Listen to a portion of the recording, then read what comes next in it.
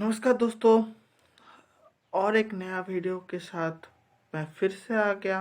आज हम लोग डिस्कस करने वाले हैं प्रोजेक्टाइल मोशन के बारे में एवं प्रोजेक्टाइल मोशन रिलेटेड कईयों सारा प्रॉब्लम जो आईआईटी, जेई और अलग टाइप का एग्ज़ाम में आते हो, वैसे टाइप का प्रॉब्लम हम लोग कैसे सॉल्व किया जाए वो भी करने वाले हैं।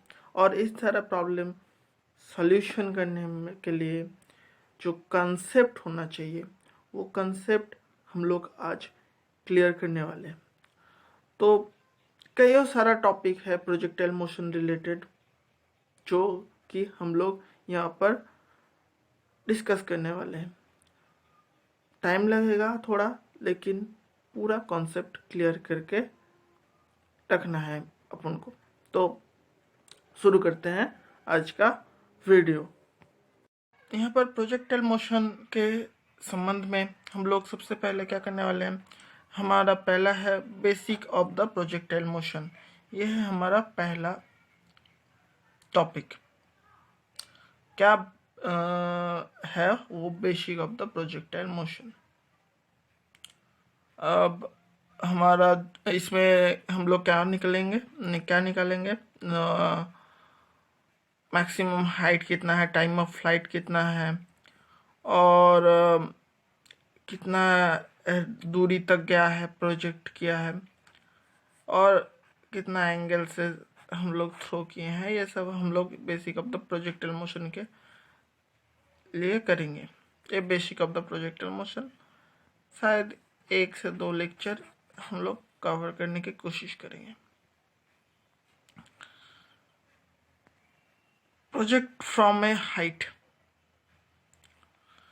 प्रोजेक्ट फ्रॉम ए हाइट यानी कि अगर कोई एक ऊंचाई से अगर कोई पार्टिकल प्रोजेक्ट किया गया तो तब क्या के कंडीशन होगा, तब क्या होगा, ये हम लोग इस प्रोजेक्ट फ्रॉम द हाइट इसमें चर्चा करने वाले हैं। और इसमें चर्चा करने वाले हैं। इसमें शायद 2 से 3 लेक्चर हम लोग लंच करेंगे जिससे कि पूरा कॉन्सेप्ट क्लियर हो जाए।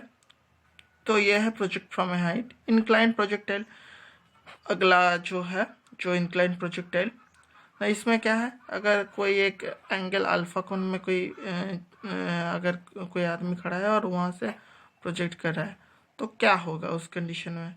यह है इंक्लाइन प्रोजेक्टाइल का कॉन्सेप्ट जो हम लोग चर्चा करने वाले हैं हमारा वीडियो में।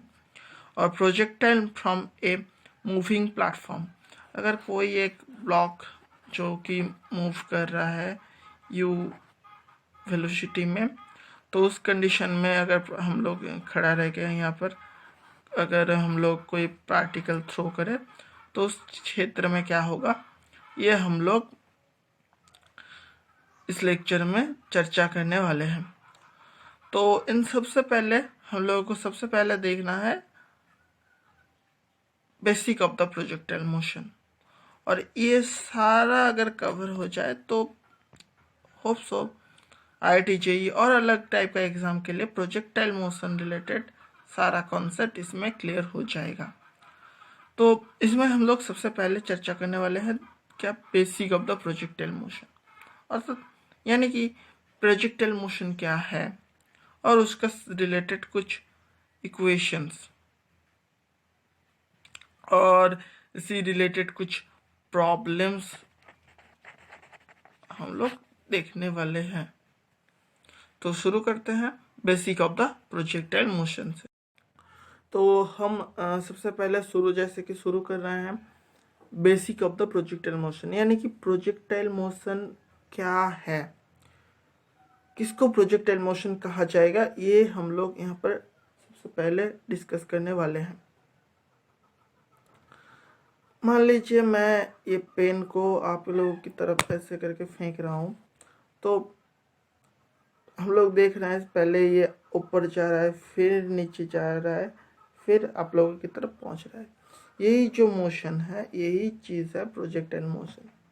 तो यहाँ पर हम लोग चर्चा करने वाले हैं ऐसा क्यों हो रहा है कि इसमें देख रहे हैं गति कैसा, पहले ऊपर जा रहा है, फिर नीचे की तरफ जा रहा है, और कुछ हॉरिजॉन्टल डिस्प्लेसमेंट भी हो रहा है इस क्षेत्र में। तो हम लोग क्या बोल सकते हैं प्रोजेक्टाइल मोशन के बारे में कि projectile motion completely gravitation related है। ग्रेविटी के आधार पर ये प्रोजेक्टाइल मोशन हो रहा है।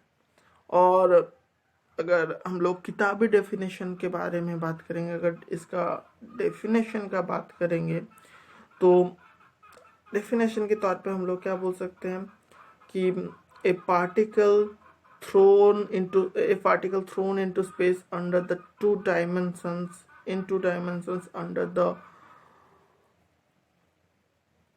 action of gravity with constant acceleration is called the projectile। यानी कि ग्रेविटी के आधार पर कोई अगर पार्टिकल को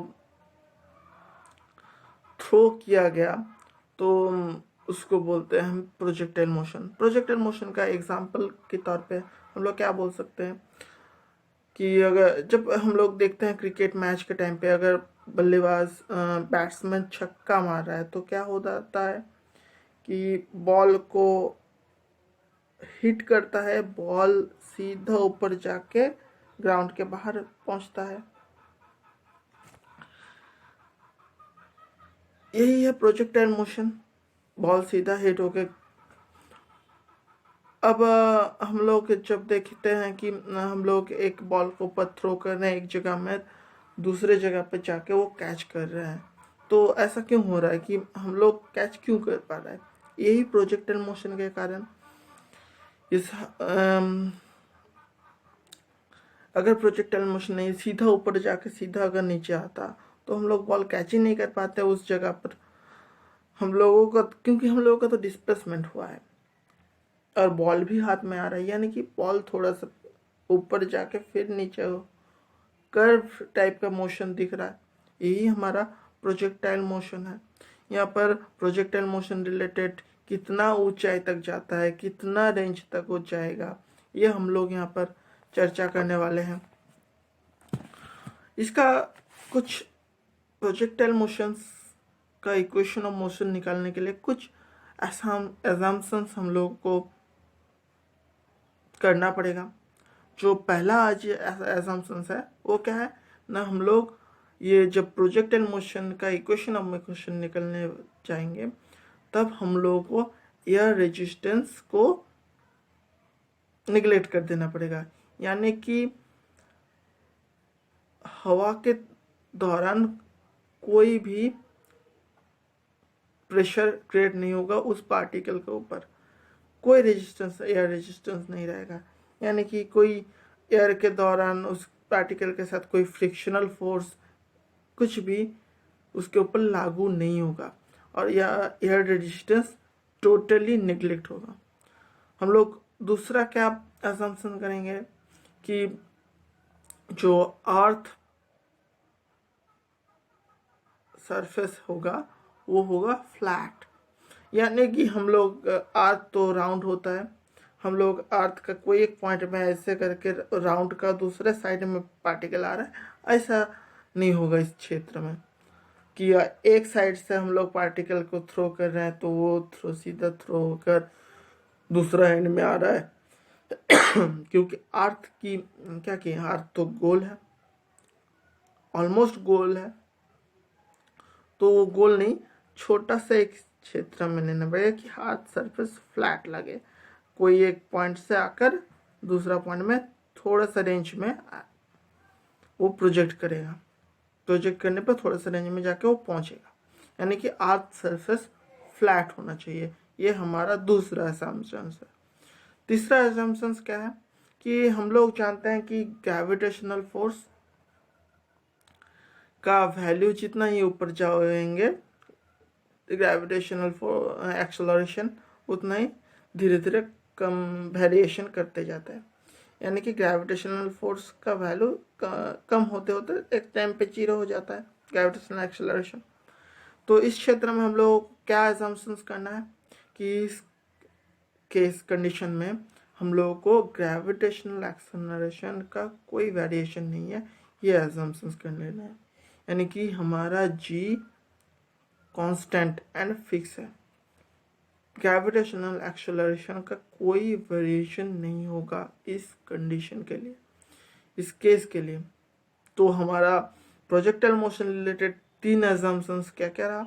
एक हमारा एयर रेजिस्टेंस को नेग्लेक्ट करना पड़ेगा, दूसरा हमारा है अर्थ सरफेस जो है उसको फ्लैट कर रखना पड़ेगा, तीसरा जो है ग्रेविटेशनल एक्सेलरेशन यानी कि जी का वैल्यू का कोई वेरिएशन नहीं होगा। ये तीनों हम लोगों को एजम्पशंस कर लेना है प्रोजेक्टाइल मोशन का इक्वेशन ऑफ मोशन निकालने के लिए। अब हम लोगों को प्रोजेक्टाइल मोशन का इक्वेशन ऑफ मोशन कैसे निकाला जाता है वो देखना पड़ेगा। चलिए हम लोग देखते हैं। तो अब हमें इक्वेशन ऑफ प्रोजेक्टाइल मोशन निकालना है, यानी कि प्रोजेक्टाइल मोशन का क्या इक्वेशन ऑफ मोशन होगा वो निकालना है। तो सबसे पहले हम लोगों को एज्यूम कर लेना है 2 एक्सिस मान लेते हैं। तो सबसे पहले हम लोग 2 एक्सिस मान लेते हैं, एक है एक्स एक्सिस और दूसरा है हमारा वाई एक्सिस। अब हम लोग समझते हैं कि सबसे पहले कि पार्टिकल को अल्फा एंगल में थ्रो किया गया और वो पार्टिकल ओ पॉइंट से लेकर बी पॉइंट में आके पहुंचा, एंगल था अल्फा, एंड उसका जो इनिशियल वेलोसिटी है वो है u। दैट मीन्स हम लोग लिख सकते हैं उसका इनिशियल वेलोसिटी जो है वो है u।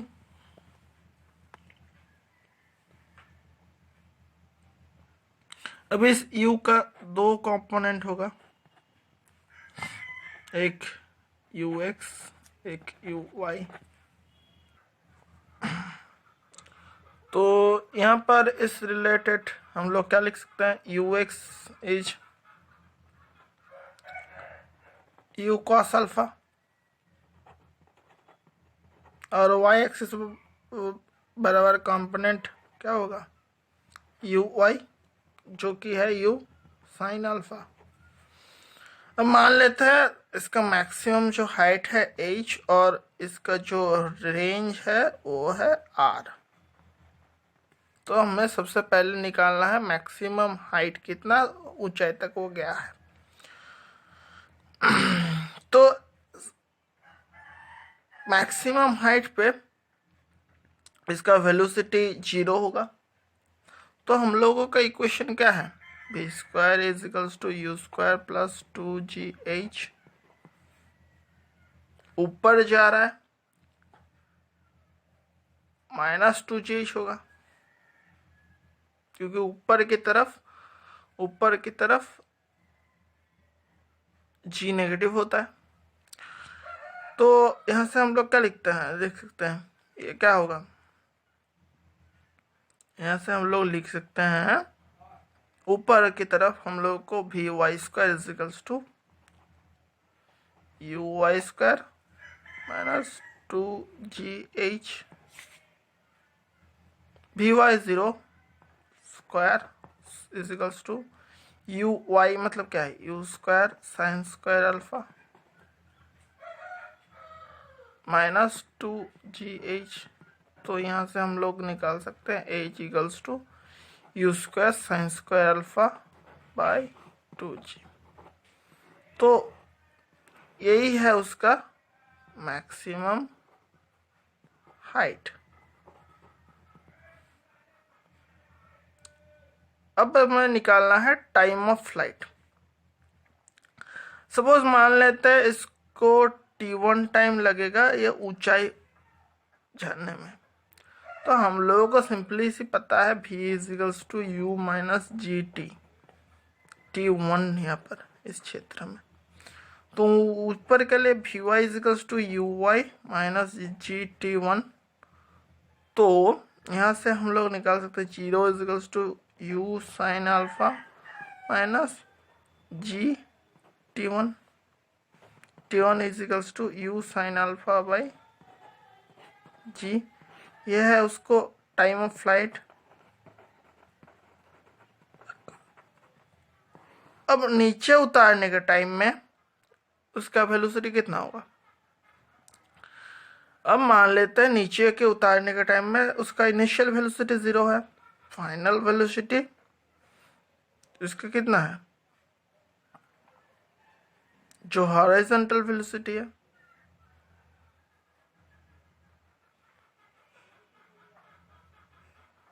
यानी कि अब नीचे उतरने के टाइम में उसका फाइनल वेलोसिटी होगा u sin alpha is equals to 0 plus नीचे उतरने के टाइम g t2, तो t2 क्या होगा u sin alpha by g।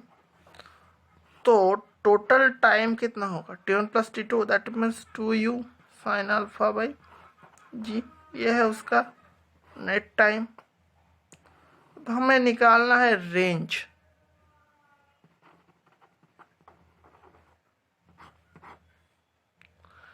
तो रेंज निकालने के लिए r निकालना है हमें।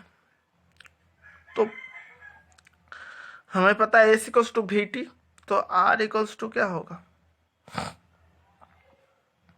You x t. U x क्या है u cos alpha into t 2u sin alpha by g, that means u square 2 sin alpha cos alpha sin 2 alpha by g. यह है उसका r। अब यहाँ पर ट्विस्ट क्या है, r मैक्सिमम कब होगा जब sin 2 अल्फा मैक्सिमम होगा। sin 2 अल्फा का मैक्सिमम वैल्यू क्या होगा 1, that means sin pi by 2, यानी कि alpha equals to pi by 4। Alpha equals to pi by 4 जब होगा तब ये जो रेंज है ये मैक्सिमम होगा, यानी कि आर मैक्स जो है वो यू स्क्वायर बाई जी होगा। ये है उसका मैक्सिमम रेंज। तो ये है बेसिक। अगर पार्टिकल को इनिशियली कोई पॉइंट से अल्फा एंगल से थ्रो किया गया है, प्रोजेक्ट किया गया है तो ग्राउंड से, तो उसका टाइम ऑफ फ्लाइट कितना होगा, उसका हाइट कितना होगा, उसका रेंज कितना होगा, ये हम लोगों ने निकाल लिया।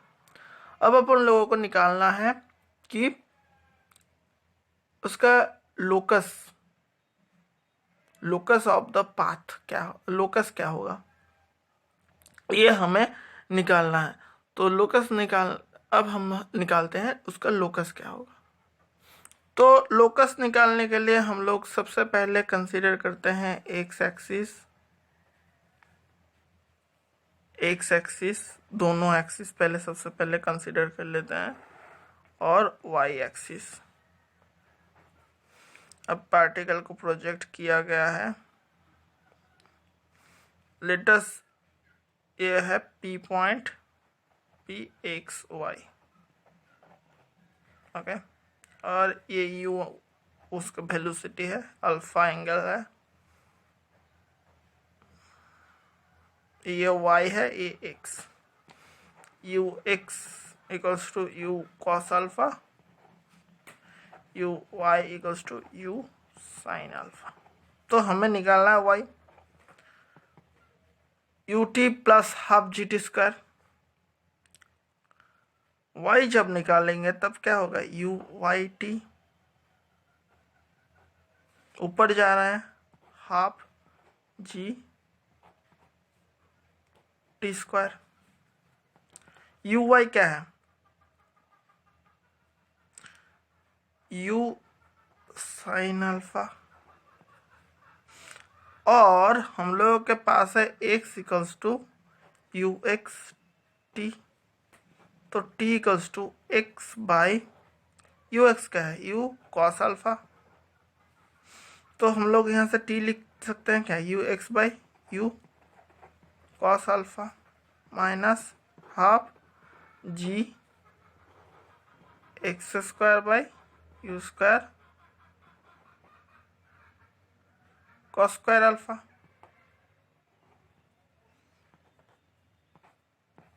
तो ये लिख सकते हैं क्या X tan alpha minus G by 2 U square cos square alpha X square. ये क्वेश्चन किस टाइप का है y equals to A X plus B X square type, जो कि है हमारा पैराबोला का इक्वेशन है। तो जो लोकस ऑफ प्रोजेक्टाइल मोशन होगा वो क्या है, पैराबोला। यानी कि प्रोजेक्टाइल मोशन का लोकस होगा ऑलवेज पैराबोला, जो कि हम देख रहे हैं पैराबोला टाइप ही हो रहा है उसका लोकस। तो ये रहा हमारा locus of the projectile motion. उसका रेंज कैसे निकाला गया और हाइट। तो यहाँ पर हमारा जो था कि हम लोग क्या जाना कि कैसे मैक्सिमम हाइट निकालते हैं। प्रोजेक्टाइल मोशन का मैक्सिमम हाइट कितना होगा, उसका कितना रेंज तक प्रोजेक्ट करेगा, और मैक्सिमम रेंज का कंडीशन क्या होगा, और एक प्रोजेक्टाइल मोशन का लोकस क्या है, जो हम लोग जाना कि पैराबोला होता है। अब हाँ, अगला लेक्चर में हम लोग क्या करने वाले हैं कि एक अगर मैक्सिमम हाइट से कोई भी पार्टिकल को थ्रो किया गया तो उस कंडीशन में उसका time of flight, maximum height और कितना रेंज तक वो पहुंचेगा, ये हमें निकालना है। तो अगर वीडियो को अच्छा लगा तो लाइक करिएगा और शेयर करिएगा। आज के लिए नमस्कार।